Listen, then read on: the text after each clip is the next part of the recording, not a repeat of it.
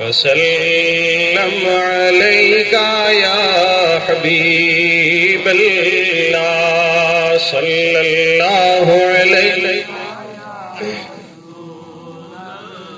وسلم عليك يا حبيب صلوا عليه صلاة وسلاما عليك يا سيدي يا رسول الله وعلى آلك واصحابك يا شفيعنا عند الله. اللہ رب العزت کا لاکھ لاکھ شکر کرم اور احسان ہے کہ اس مالک حقیقی نے ہمیں دنیا کی تمام تر مصروفیات سے نکال کر اپنے پیارے حبیب صلی اللہ تعالی علیہ وسلم کی محفل میں آنے کی توفیق عطا فرمائی. دعا ہے کہ اللہ رب العزت اپنے پیارے حبیب صلی اللہ علیہ وسلم کی اس محفل کے صدقے سے ہم سب کی دنیا اور آخرت بہتر فرمائے. وقت بڑا مختصر ہے اور قبلہ سید خیار حسین شاہ صاحب مرکزی امام و خطیب دربار چھوٹے شاہ یہاں پر جلوہ بار ہیں. آپ نے ان کی نورانی عرفانی اور حقانی جو تقریر ہے ان کے بیانات سے آپ مستفیض ہوں گے. تھوڑی دیر کے لیے میں آپ حضرات کے سامنے حاضر آیا ہوں. دعا ہے کہ اللہ رب العزت مجھے حق بات کہنے کی توفیق عطا فرمائے. اللہ رب العزت قرآن مقدس میں ارشاد فرماتا ہے قد جاءکم من اللہ نور. یوں تو سارا قرآن مقدس الف لام میم سے لے کر کے والناس کی سین تک صرف اور صرف میرے آقا صلی اللہ تعالی علیہ وسلم کی تعریف میں اتارا گیا. پورے قرآن مقدس کے اندر نبی رحمت صلی اللہ تعالی علیہ وسلم کی حمد و نعت کی گئی. پورے قرآن مقدس کے اندر آقا صلی اللہ علیہ وسلم کی تعریف کی گئی. لیکن کچھ مخصوص علامات ہیں, مخصوص جگہوں پر اللہ رب العزت نے اپنے پیارے حبیب صلی اللہ تعالی علیہ وسلم کے مقام اور مرتبہ کو امت تک پہنچایا ہے, لوگوں کو یہ پیغام دیا ہے. اللہ رب العزت فرماتا ہے قد جاءکم من اللہ نور.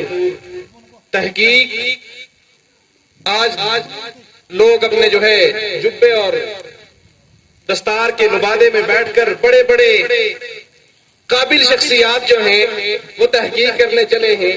کوئی تحقیق کرتا ہے میرے آقا صلی اللہ علیہ وسلم کی ذات کے تعلق سے, کوئی تحقیق کرتا ہے علم مصطفیٰ کے تعلق سے, کوئی تحقیق کرتا ہے شان مصطفیٰ کے تعلق سے. تو 1450 سال پہلے اللہ رب العزت نے قرآن مقدس میں تحقیق فرما دی. فرمایا قد جاءکم. تحقیق کر کے اللہ رب العزت فرماتا ہے تحقیق کے آیا تمہارے پاس اللہ کی طرف سے ایک نور. سبحان اللہ. آیت کا دوسرا جز ہے وَكِتَابٍ مُبِينٍ, اور روشن کتاب جسے ہم صبح و شام پڑھتے ہیں. اپنے مرحومین کی اصال ثواب کے لیے پڑھا جاتا ہے, حصول برکت کے لیے قرآن پڑھا جاتا ہے. قرآن کو جو ہے بڑا ادب سے چوما جاتا ہے, ادب کیا جاتا ہے.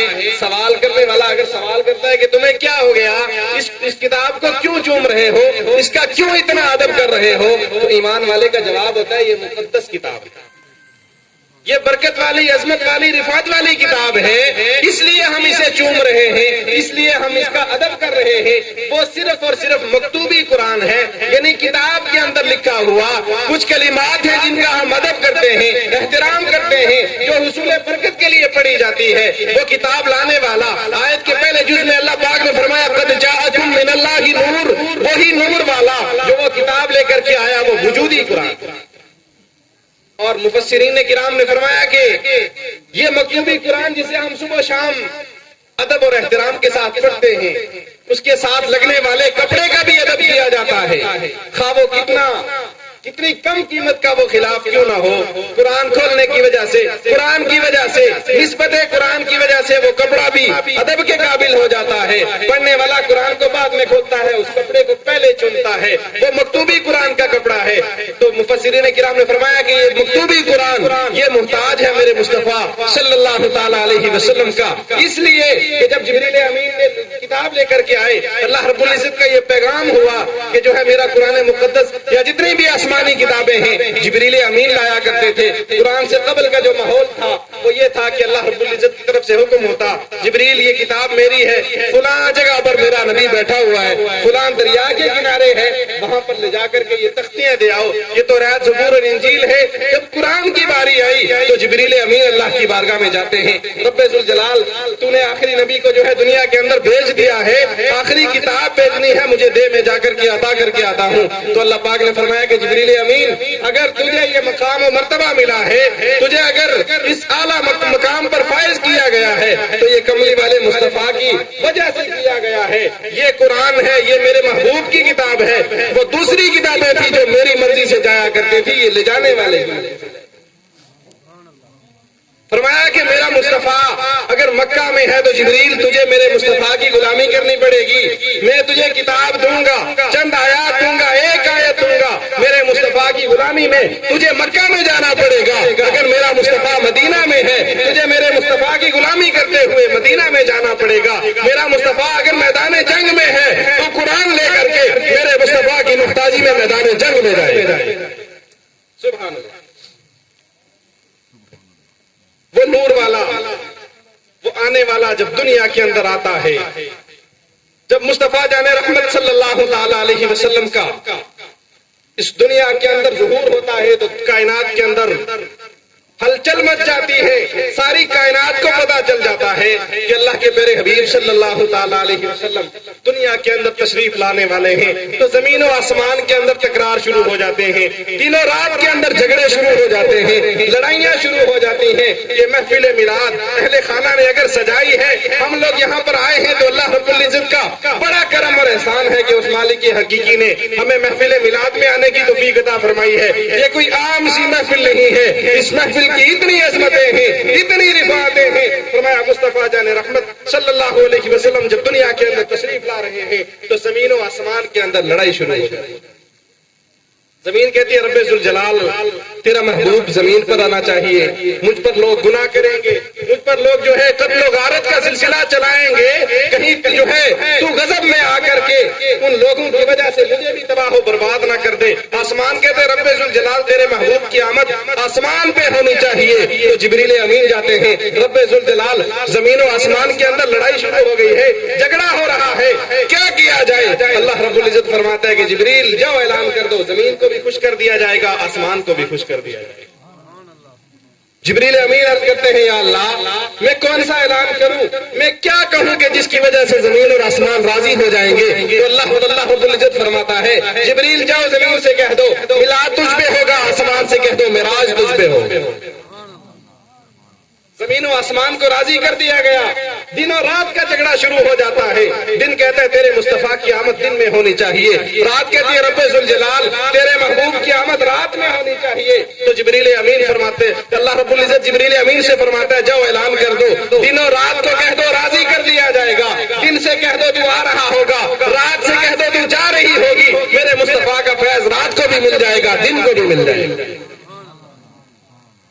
अल्लाह ने फरमाया कि आसमान वालों के लिए मुस्तफा जाने रहमत सल्लल्लाहु ताला अलैहि वसल्लम की मेराज जो है वो अज़मतों वाली है।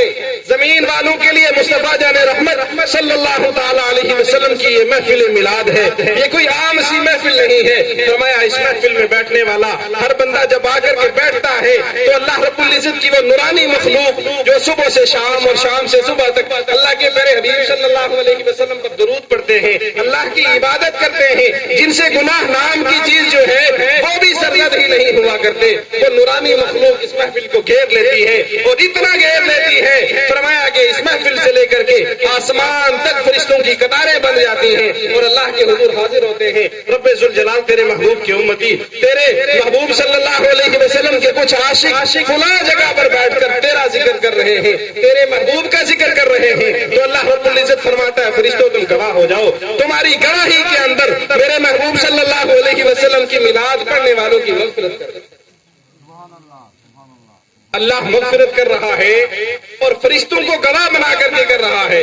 वजह क्या है कि सिर्फ महबूब सल्लल्लाहु अलैहि वसल्लम की महफिल मिलाद है, वरना मुस्तफा जाने रहमत सल्लल्लाहु ताला अलैहि वसल्लम की मिलाद के लिए सारी दुनिया सारी कायनात अल्लाह ने अपने प्यारे हबीब सल्लल्लाहु अलैहि वसल्लम को रहमतुल लिल आलमीन बना करके भेजा, आलमीन के लिए रहमत बना करके भेजा। इंसानों को छोड़कर सारी जो है सारी दुनिया को लगा लिया जाए, इंसान अपनी जगह दुरूद पढ़ेंगे तो उनके अमाल में इजाफा होगा, वरना सारी कायनात मुस्तफा जाने रहमत صلی اللہ علیہ وسلم کی ذات پر درود پڑھتی ہے، اور فرمایا کہ اللہ نے اپنے پیارے حبیب صلی اللہ علیہ وسلم کا میلاد پڑھنے کے لیے مصطفیٰ جان رحمت صلی اللہ علیہ وسلم پر درود پڑھنے کے لیے اس نورانی مخلوق کو لگا رکھا ہے۔ فرمایا 70,000 فرشتے میرے مصطفیٰ کی بارگاہ میں صبح آتے ہیں، 70,000 شام کو آ کر مصطفیٰ جان رحمت صلی اللہ علیہ وسلم پر درود پڑھتے ہیں۔ فرمایا جو ایک مرتبہ آ جاتا ہے ساری زندگی اسے موقع ہی نہیں۔ ہم کتنا شکر کریں، ہم ساری زندگی اگر اللہ کے حضور سجدہ شکر میں گزار دیں، ساری زندگی اگر ہم اس ایک نعمت کا شکر ادا کرنے کے لیے سجدے میں رہیں، یوں بھی اللہ رب العزت فرماتا ہے لئن شکرتم لازیدنکم ولئن کفرتم ان عذابی لشدید۔ ایمان والوں کو یہ پیغام دیا گیا، اسلام والوں کو یہ درس ملتا ہے قرآن مقدس سے کہ شکر کرنے والوں کی نعمتوں میں اضافہ ہوتا ہے۔ اگر ایک بندہ جو ہے ساری زندگی اسی عظیم نعمت کو لے کر کے مصطفیٰ جان رحمت صلی اللہ علیہ وسلم کی امت میں پیدا ہونے کا جو اللہ رب العزت نے جو نعمت عطا فرمائی ہے، اسی نعمت کو لے کر ساری زندگی سجدہ شکر میں گزار دے تو اللہ کے پیارے حبیب صلی اللہ علیہ وسلم کی امت میں ہونے کا حق نہیں ادا کر سکتا۔ ملت اسلامیہ کے نوجوانوں، اللہ رب العزت قرآن مقدس میں فرماتا ہے کہ اللہ کی ایک ایک نعمت کا چرچا کرنا ہے، وَأَمَّا بِنِعْمَتِ رَبِّكَ فَحَدِّثْ، اللہ کی ایک ایک نعمت کا چرچا بھی کرنا ہے۔ دوسری کا فرماتا ہے وَإِن تَعُدُّوا نِعْمَتَ اللَّهِ لَا تُحْصُوهَا، اگر گننا چاہو گے، شمار کرنا چاہو گے تو لا تحصوها نہیں کر پاؤ گے۔ عقل کہتی ہے کہ وہاں پر جاتے ہیں جہاں پر ساری نعمتوں کا مرکز ہے، وہاں پر جاتے ہیں جہاں پر ساری نعمتیں موجود ہیں۔ تو امت کو، ساری دنیا کو، ساری کائنات کو اگر اللہ رب العزت نے سب سے بڑی نعمت سے نوازا ہے، سب سے عظیم نعمت دی ہے، تو وہ مصطفیٰ جان رحمت صلی اللہ تعالی علیہ وسلم کی ذات۔ لیکن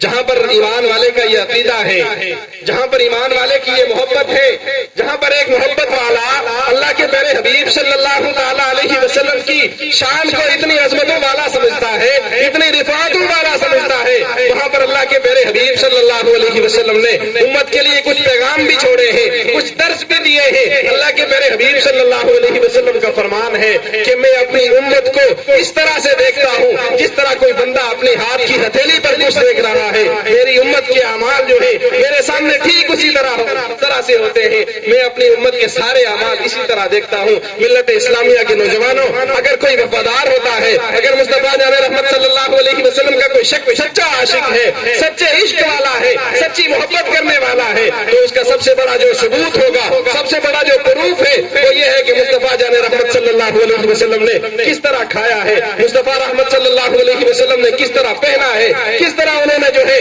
ساری زندگی جو ہے اعمال کیے ہیں، کس طرح ان کا سونا اٹھنا جاگنا، صبح سے شام اور شام سے صبح تک ساری زندگی کا جو طریقہ مصطفیٰ تھا وہ اپنا لینے کا سب سے بڑا جو دعویٰ ہے، اسی کا نام محبت ہے، اسی کا نام عشق ہے، اور اسی کا نام وفا ہے۔ فرمایا کہ جو ایمان بچا کر کے رائی کے دانے کے برابر ایمان بچا کر لے جاتا ہے، اللہ کے پیارے حبیب صلی اللہ علیہ وسلم کا فرمان ہے کہ اللہ اسے جنت سے، دنیا سے 10 گنا بڑی جنت عطا کرتا ہے، لیکن وہ تب ہوگی جب اس کا چلنا بھی مصطفیٰ کے چلنے پر ہوگا، جب اس کا اٹھنا بیٹھنا سونا جاگنا اس کی ساری زندگی مصطفیٰ جان رحمت صلی اللہ علیہ وسلم کے طریقہ کار پر ہوگی، تبھی وہ صحیح ایمان والا مانا جائے گا۔ اللہ کے پیارے حبیب کا فرمان ہے لا یؤمن احدکم حتی اکون احب الیہ من والدہ وولدہ والناس اجمعین۔ دنیا کی ساری محبتوں کو پیچھے چھوڑ کر، اپنے آل اولاد مال جائیداد کی محبت کو پیچھے چھوڑ کر مجھ محمد صلی اللہ علیہ وسلم سے جب تک کوئی محبت نہیں کر لیتا تب تک کامل ایمان والا نہیں ہو سکتا۔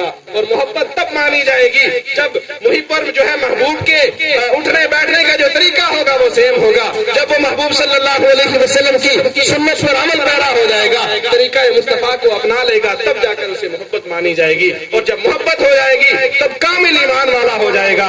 جب کامل ایمان والا ہو جائے گا تو اللہ کے پیارے حبیب صلی اللہ علیہ وسلم کا فرمان ہے